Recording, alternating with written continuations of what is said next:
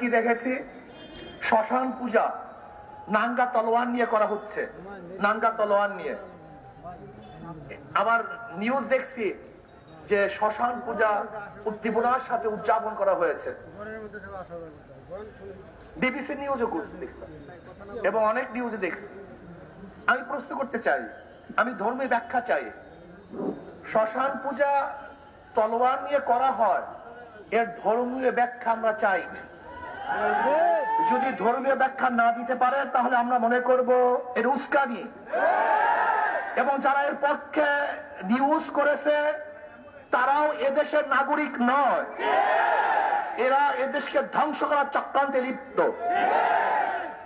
মন্দিরে যারা আগুন দিয়েছে আপনিও তদন্ত ভিত্তিক তাদেরকে বিচার করেন, আমরা এটা দাবি করছি। আর যারা অবৈধভাবে দুইজন শ্রমিককে হত্যা